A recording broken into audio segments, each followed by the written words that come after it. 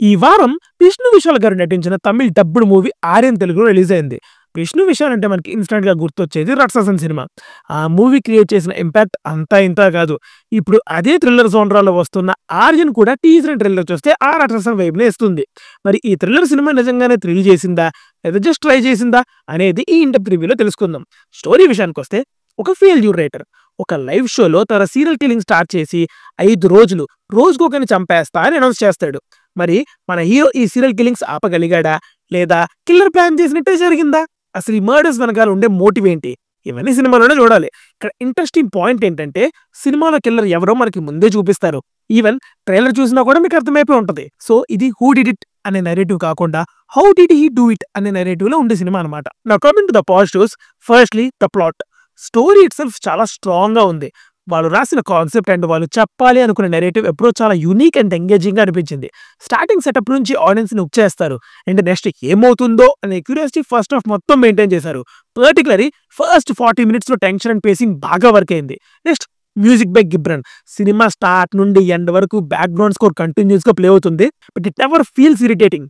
Especially investigation and action scenes లో ఇంటెన్సిటీని elevate చేసింది. అండ్ పర్ఫార్మెన్సెస్ కూడా Vishnu Vishal delivers solid performance. Police officer role కాబట్టి కొన్ని ప్లేసెస్ లో లక్సెస్ షేడ్స్ కనిపించొచ్చు, కానీ ఓవరాల్ పర్ఫార్మెన్స్ చాలా కంట్రోల్డ్ అండ్ మెచ్యూర్ గా ఉంది. సెలవు రాఘవన్ గారు కామ్ అండ్ కంపోజ్డ్ పర్ఫార్మెన్స్ తో ఇంప్రెస్ చేస్తారు.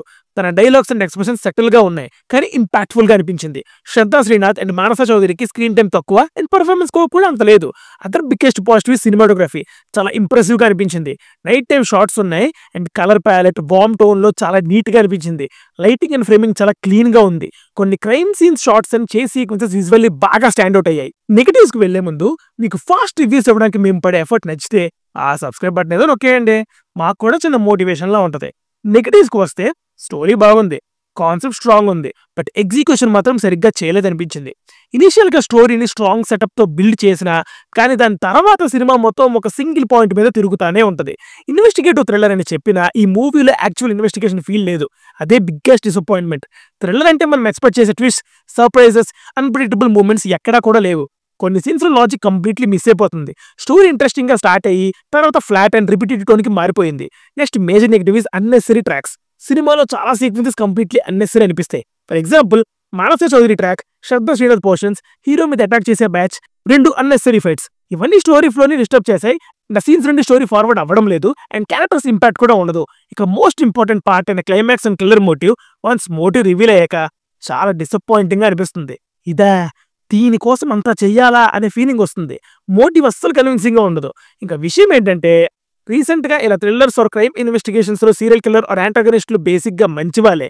ఏదో ఒక సిచ్యువేషన్ ఇలా చేస్తున్నాడని జస్టిఫై ఇస్తున్నారు. అది నాకు పర్సనల్ గా అస్సలు కనెక్ట్ అవ్వట్లేదు. ఆ డేంజర్ ఎలిమెంట్ కంప్లీట్లీ మిస్ అవుతుంది.